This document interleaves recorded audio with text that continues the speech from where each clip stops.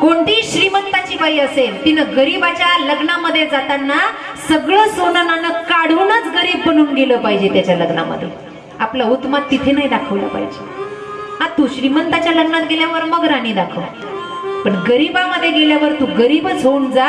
कारण त्या गरीबाला लाज नाही वाटली पाहिजे की श्रीमंत माझ्या लग्नाला आलाय. त्याला वाटलं पाहिजे माझ्यातलाच माणूस आहे. एवढी मोठी राजाची राणी, राजाची कन्या, अयोध्येची राणी, पण भिल्ल नगरीच्या स्त्रियांमध्ये जाऊन बसली.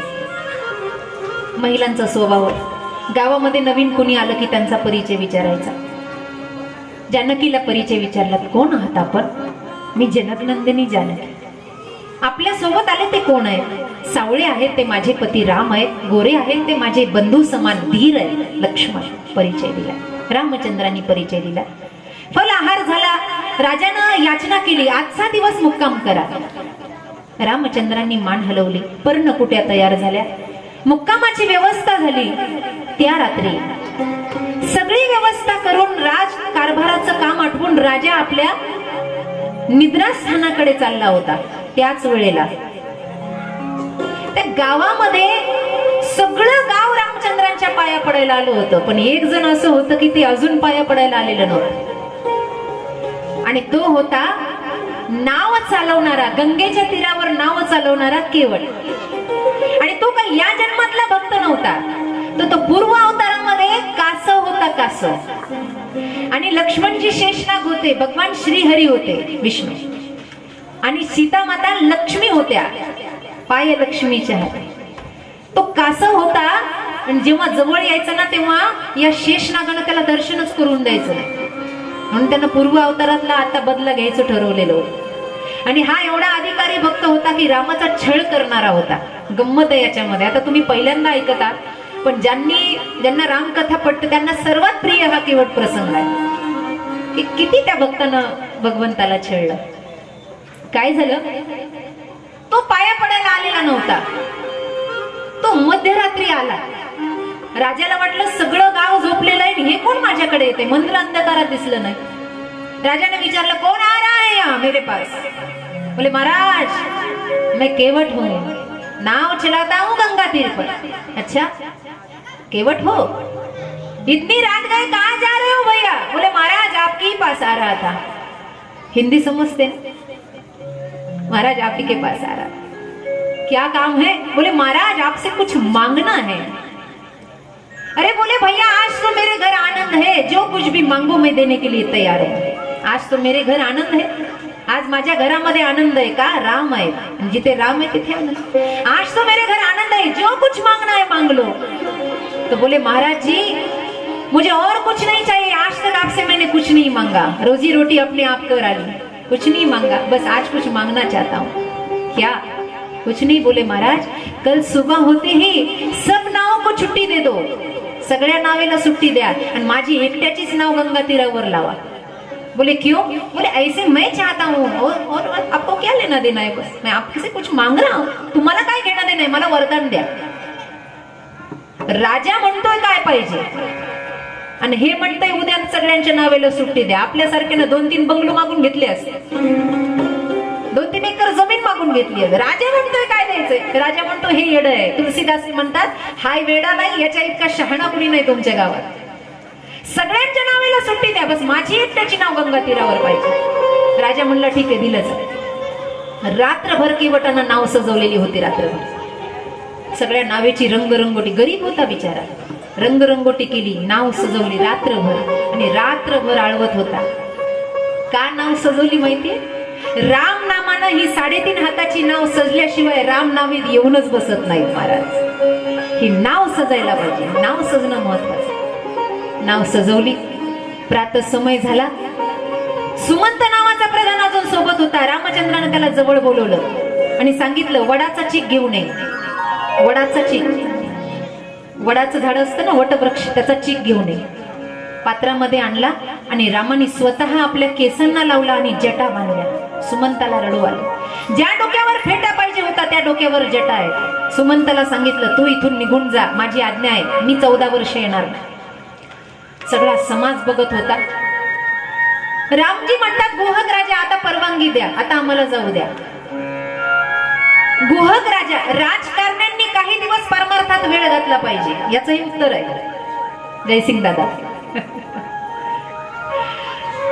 मुद्दा म्हणून राजकारण करता करता थोडासा परमार्थ केला पाहिजे, कारण यातल्या काही गोष्टी, यातलं काही तप आपल्या कामाला येतात. पूर्वीचे राजे महाराजे याज्ञिक कर्म करायचे, गुरुजींच्या सानिध्यात जायचे. आता जरी ते करता नाही आलं तर हेच मग करतं, कीर्तन, कथा, या सगळ्या गोष्टी परमार्थ करायचा. राजा म्हणला मी राज्य चालवतो या श्रृंगवीरपूरचं, पण मी काही दिवस रामचंद्रांच्या सोबत राहावं म्हणून राजाही निघाला घर परिवार सोडून. काही दिवस वनात त्यांच्या सोबत राहावं, मग आपण परत येऊ. आता ही सगळी मंडळी, महाराजा गुहक, रामजी, लक्ष्मणजी, माई जानकी, हे सगळे जण त्या गंगा तीरावर आले. नाव सजलेली होती पण केवट समोर उभा नव्हता. आता त्याचा छळ सुरू झाला. ते नावेच्या बाजूला जाऊन लपून बसलो होतं. एवढा आवाज दिला त्या गुहक राजाने, अरे ओ केवट, कहा हो भैया, अरे ओ नाव के मालिक, कहा गए हो. ते तिथेच बसलेलं होतं पण कानात बोट घालून बसलं, ऐकू येऊ नये म्हणून. त्याचा छळ करायचा होता का. गुहकाच्या आवाजाने केवट गेला नाही. मग लक्ष्मणजी आवाज दिले, ओ केवट, म्हणले तुला तर दाखवतोच रे, लय शेष नाग होऊन मला खुणा मारत होता, तुझ्याकडे पाहतो म्हणलं. तुझ्या आवाजाने येत नाही.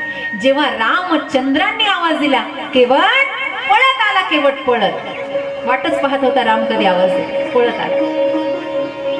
बोलिए आज्ञा कीजिए, मैं क्या बहिरा हूं, इतने जोर जोर से चिल्ला रहे हो. मी काय बहिरा आहे का, एवढ्या मोठ्या मोठ्याने आवाज. काय काम आहे माझ्याकडे, राजाला विचारलं. लक्ष्मणजीनं राग राग पाहिलं. पहिला असा व्यक्ती आहे की रामचंद्रांच्या समोर आला पाया पडला नाही. पहिला व्यक्ती, आणि उलट प्रश्न करतोय, माझ्याकडे काय काम आहे, आला मोठा विचारणार, काय काम आहे माझ्याकडे. गुहक राजाने सांगितलं, हे जे आपले पाहुणे आहेत ना, यांना तुझ्या नावेत बसवायचंय आणि या तीरावरून त्या तीरावर पार करायचंय. पाया तर पडलाच नाही, पण उलट काय म्हणतोय, यांना हेच नाही, यांनी जटा बांधल्यात, हे बाण हातात आहे, हे सावळे सावळे, हेच का. अरे बाबा हो, हे अहो म्हणे, यांच्यासारख्यांना आमच्या नावेत बसवणं आम्हाला परवडत नाही. किती खटकलं असेल भैया लक्ष्मण. काय गुंड व्यक्ती म्हणे, पडला तर नाही पाय, नाही रामचंद्रांना नाही म्हणतोय नावेत बस. का रे बाबा म्हणे, अहो म्हणले, येता येता यांनी दगडातून बाई काढली. हे दगडातून बाई काढतात तर लाकडातून काढणार नाही काय. घरी मला एकच सांभाळल्या जात नाही, हिच्यातून दुसरी बाई निघाल्यावर तिला कुठे ठेवू काय, दोन दोन बायका सांभाळू काय. पण यांच्यासारख्यांना बसवणं मला परवडत नाही. त्याला रामजींच्या पाद्याची पूजा करायची होती म्हणून हे सगळं नाटक चाललेलं होतं. पाय धुवायचे होते रामचंद्रजींचे. हे रामाला कळालं, रामचंद्रांना कळालं. ते म्हणले, केवट सरळ भाषेत बोल ना बाबा, की तुला माझे पाय धुवायचे. हा, आता मुद्द्यावर आला. मला तुमच्या चरणाची सेवा करायची, चरण धुवायचे, हरकत नाही. जा म्हणले, आण पाणी आणि धु माझे पाय. गंमत अशी की भैया लक्ष्मण आणि माई जानकी असे राग राग बघत होते केवटाकडे. अजून पाया पडला नाही आणि उलट म्हणतोय मला तुमचे पाय धुवायचे. जा म्हणले, लवकर पाणी आण आणि टाक माझ्या पायावर. रामजी म्हणतात, उशीर होतोय आम्हाला जायला. तो म्हणला, वा वा वा, गुरुकुलात गेला होतात का रामचंद्रांना. नाही नाही, गुरुने शिकवलं का तुम्हाला ज्ञानाच्या दोन गोष्टी. अहो, पूजा करताना बायको सोबत पाहिजे. माझी बायको घरी आहे, काय एकटा पूजा करू, मी काय संन्यासी आहे काय.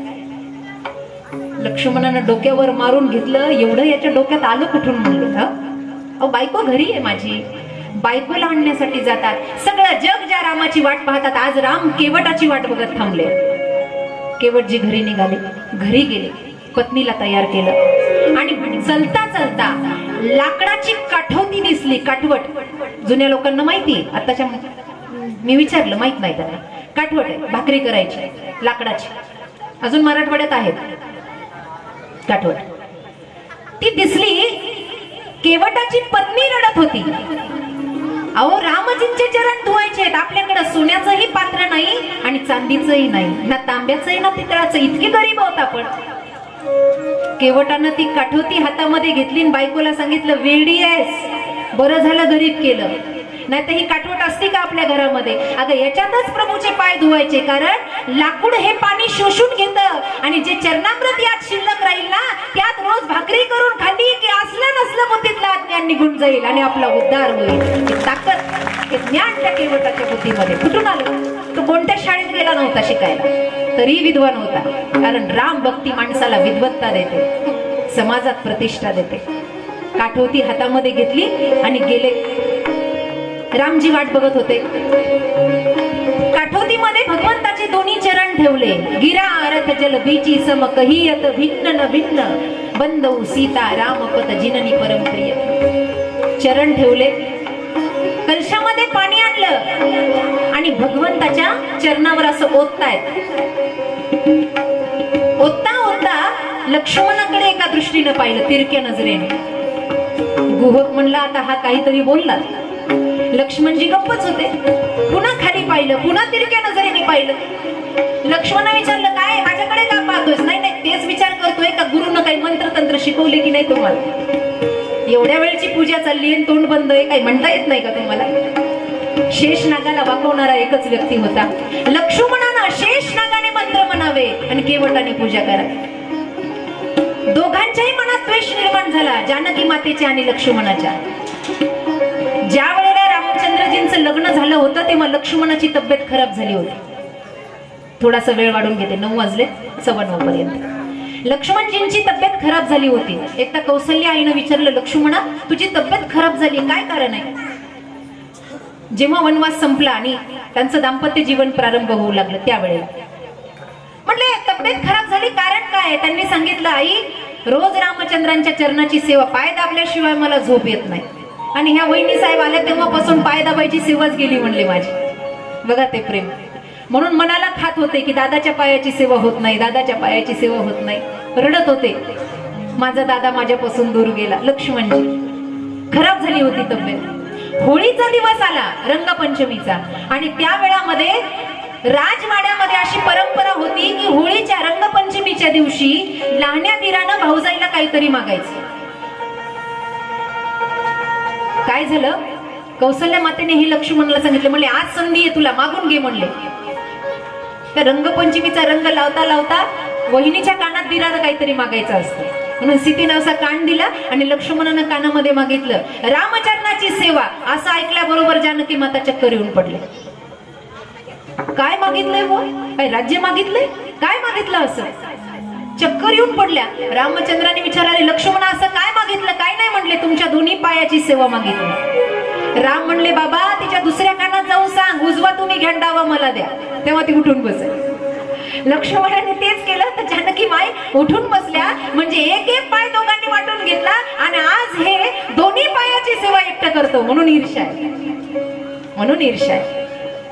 पूजन सुरू झालं, चरणामृत घेतलं. आता एवढ्यावर केवळ थांबलेला नाही, भगवंताचे पाय स्वच्छ केले. अजूनही नमस्कार केलेला नाही देवाला, लक्षात घ्या, अजूनही पाया पडलेला नाही. केवळ ते चरणामृत घेतलं आणि हातामध्ये ती काटवट घेऊन देवाला म्हणतात, आमचे पूर्वज जेव्हा गेले तेव्हा ब्राह्मण आले नाही कर्म करायला, मग आता असं करा, तुम्ही काही मंत्र म्हणाल, पूर्वजाचा उद्धार करून घ्या. देवाकडून कर्मकांड करून घेतलं, पूर्वजांचा उद्धार करून घेतला. चरणामृत घ्यायला गावातली लोक परेशान झाली. म्हणले लाईन मध्ये या. जानकी मातेला वाटलं आपला वशिला मोठा आहे, मध्येच घुसून घेता येईल. ते म्हणले नाही नाही, लाईन मध्ये उभा राहा, रांगेत उभा राहा. जगाच्या जननीला रांगेमध्ये उभा केलं. सगळ्या गावांनी चरणामृत घेतलं. आता मात्र निघायची वेळ आहे. राम म्हणले, बाबा आता उरकलं असलं तर आता तरी चल. म्हणले थांबा ना, बाकी आहे. त्या नावेत चढण्या अगोदर केवट असे पालथे झोपलेत. पालथे. गोस्वामी तुलसीदासजी बुद्धिमत्तेची दाद देतात.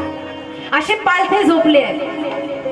काय बाबा पालथा झोपलास? म्हणले माझ्या शरीरावर पाय देऊन नावेत बसा, कारण चरणामृत घेतले ना, अंतकरण पवित्र झालं, अजून शरीर पवित्र करणं बाकी आहे. माझ्या पाठीवर पाय द्या मग बसा. सर्वात प्रथम माई जानकी नावेत बसल्या, मग रामचंद्र, मग लक्ष्मण, मग गुहक राजा. अंग झटकलं आणि नाव चालवू लागलं. आता पाठीमागचा भाग पवित्र झाला होता, पुढचा झाला होता, अजून डोकं बाकी होतं. अजून डोकं पवित्र करणं. एवढा जोरात नाव चालवायला लागला की नाव अशी अशी व्हायला लागली आणि जानकी मातेला भीती वाटायला लागली. जानकी माता प्रभूला म्हणतात, या येड्याला जर आम्ही म्हणलो ना हळूनी चालव तर हे अजून जोरात चालव, तुमच्या भाषेत सांगाय हे आमचं ऐकणार नाही. म्हणून रामजी म्हणतात अरे बाबा आम्हाला नावेत बसायची सवय नाही. केवटानं सांगितलं बरोबर आहे, तुम्हाला नावेत बसायची सवय नाही, नावेत बसलेल्यांना पार करायची सवय, नावेत बसायची सवय. तुम्ही भवसागरातून पार करता. काय झालं म्हणले प्रभूजी, म्हणले भीती वाटायला लागली. मग सांगितलं असं करा, सगळ्यांनी एकेकाच्या हाताला धरला. तुम्हाला जर भीती वाटत असेल, मी नाव हळूनी चालवणार नाही, सगळ्यांनी एकेकाच्या हाताला हात धरा आणि प्रभूजी तुम्ही असं करा, माझ्या डोक्यावर हात ठेवा, पकडून बसा माझं डोकं, कारण डोकं राहिलं होतं पवित्र करून. डोक्यावर हात ठेवा म्हणजे भीती वाटणार नाही.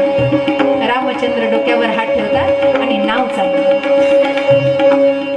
नैया पार न लगी श्री राम के बिना, बेड़ा पार न लगी श्री राम के बिना. नैया पार न लगे श्री राम के बिना, बेड़ा पार न लगे श्री राम के बिना. पार न लगे श्री राम के बिना, बेड़ा पार न लगे श्री राम के बिना.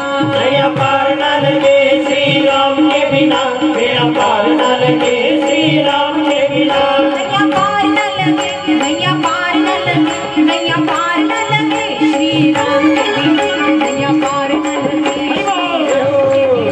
बेड़ा पार न लगे श्री राम के बिना. बेड़ा पार न लगे श्री राम के बिना, बेड़ा पार न लगे श्री राम के बिना. जय श्री राम. हरि बोल.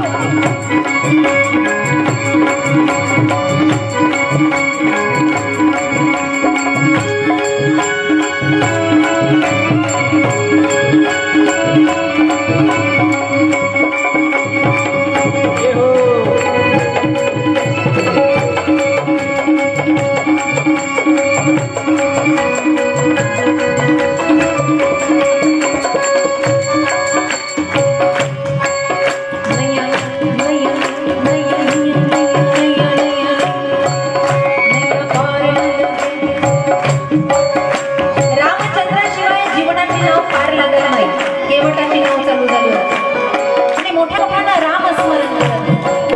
नैया पार न लगे श्री राम के बिना, बेड़ा पार न लगे श्री राम के बिना. नैया पार न लगे श्री राम के बिना, बेड़ा पार न लगे श्री राम के बिना. नैया पार न लगे, बेड़ा पार न लगे, नैया पार न लगे श्री राम के बिना, नैया पार न लगे श्री राम के बिना, बेड़ा पार न लगे श्री राम के बिना. पार न लगे श्री राम के बिना, बेड़ा पार न लगे श्री राम के बिना. नैया पार न लगे श्री राम के बिना, बेड़ा पार न लगे श्री राम के बिना. नैया पार न लगे श्री राम के बिना, बेड़ा पार न लगे श्री राम के बिना. पार न लगे श्री राम के बिना, बेड़ा पार न लगे श्री राम के बिना. नैया पार न लगे श्री राम के बिना, बेड़ा पार न लगे श्री राम के बिना. नैया पार न लगे, बेड़ा पार न लगे, नैया पार न लगे श्री राम के बिना. भगवंताशिवाय नाव चालू आहेत महाराज वेगावेगानं. या तीराचा तो तीर आला, पुन्हा केवट खाली उतरला, पुन्हा झोपला, पुन्हा एकदा शरीर पवित्र करून घेतलं आणि सगळ्यांना खाली उतरवलं.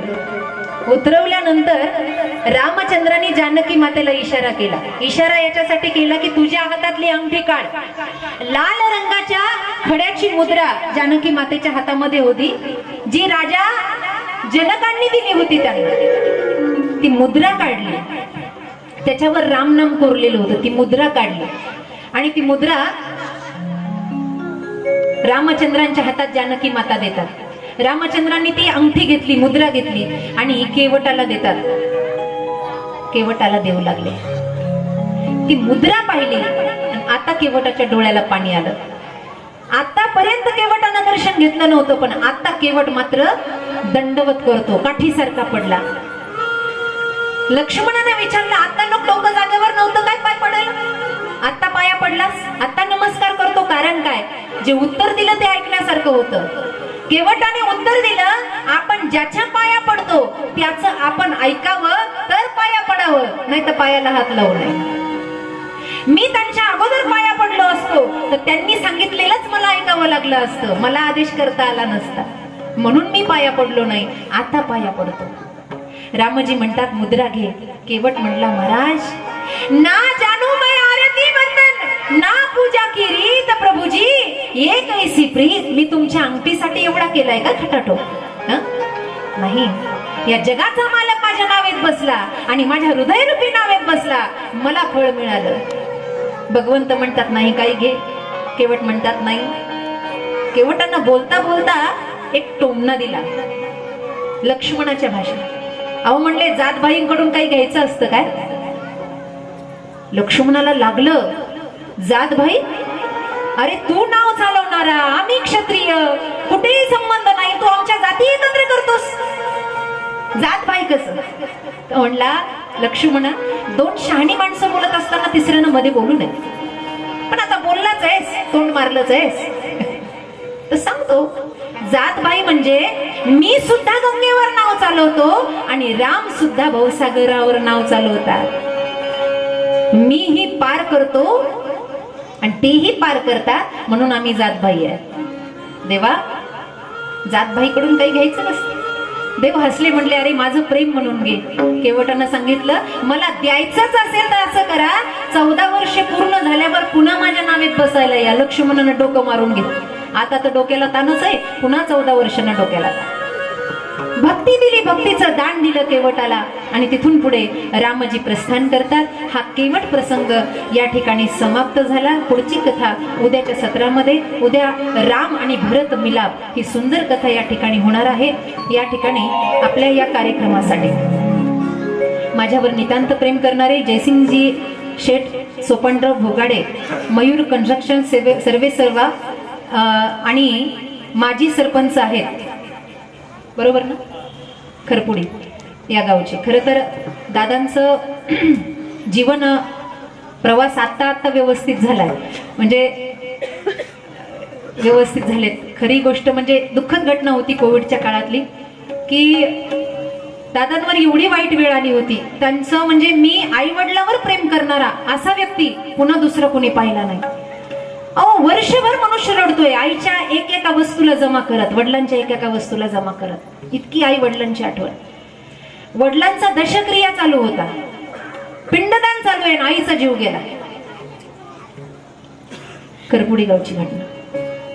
म्हणजे एकाच वेळेला हे दोन दुःख दादा स्वतःला सावरू शकत नव्हते. त्यांनी आपल्या कथेचंही मोठं आयोजन केलं होतं, पण कोविडमध्ये ती कॅन्सल झाली. एवढं दुःख की त्यांना सावरता येत नव्हतं. पण आज मला आनंद वाटला दादा की तुम्ही पुन्हा तुमच्या याच्यावर स्थित झालात, कारण त्यांचा कारभार खूप मोठा आहे. खूप जनता जनार्दन त्यांच्या पाठीमागे, अख्खं खरपुडी गावचं भूषण म्हणलं तरी हरकत नाही, एवढा मोठा विस्तार आहे त्यांचा. तसेच त्यांच्या सोबत आलेले दशरथजी गाडे असतील, उपसभापती आहेत पंचायत समिती खेड, रामदास दादा गायकवाड आहेत, हरिभक्तपरायण दत्तात्रय महाराज आहेत, हरिभक्तपरायण भरत महाराज बोगाडे आहेत, तसेच सुनील संतू काशीद आहेत सामाजिक कार्यकर्ते, तसेच सीतारामजी वहिले म्हणजे आमचे आदरणीय मरकळचे प्रख्यात तुकारामजी वहिले यांचे सुपुत्र या ठिकाणी विराजमान आहेत. तसेच त्यांच्या पत्नी आहेत इथे आलेल्या. या ठिकाणी आमचे भजन सम्राट साठे महाराज हे या ठिकाणी विराजमान आहेत. तसेच भांबुर्डेकर ज्वेलर्सचं नाव मोठं आहे पुण्यामध्ये, त्यांच्या सर्वेसर्वा या ठिकाणी वहिनी साहेब येऊन त्यांनी कार्यक्रमाला शोभा वाढवलेली आहे. मरकळ गावचं भूषण आमचे काळूरामजी महाराज घेनंद या ठिकाणी विराजमान आहे. तसेच माझ्यावर माझे माता पिता ज्यांना मी मानते असे आमचे आनंद भाऊ, आमची वहिनी सावित्र वहिनी तीही या ठिकाणी आलेली आहे. या सर्वांना खूप खूप धन्यवाद. आयोजकांच्या वतीने त्यांचा सत्कार होईल. बाकी मान्यवर या ठिकाणी उपस्थित आहेत. आमच्या नवनाथ भाऊंचे मित्रपरिवार, त्यांचाही स्वागत सत्कार होईल. तत्पूर्वी आमच्या काळूराम महाराजांना एक विनंती आहे की त्यांनी आपल्या स्वरामध्ये छोटंसं भजन या ठिकाणी अर्पण करावं. त्यानंतर झाकी आहे. विनंती, आग्रह आहे आमचा थोडंसं.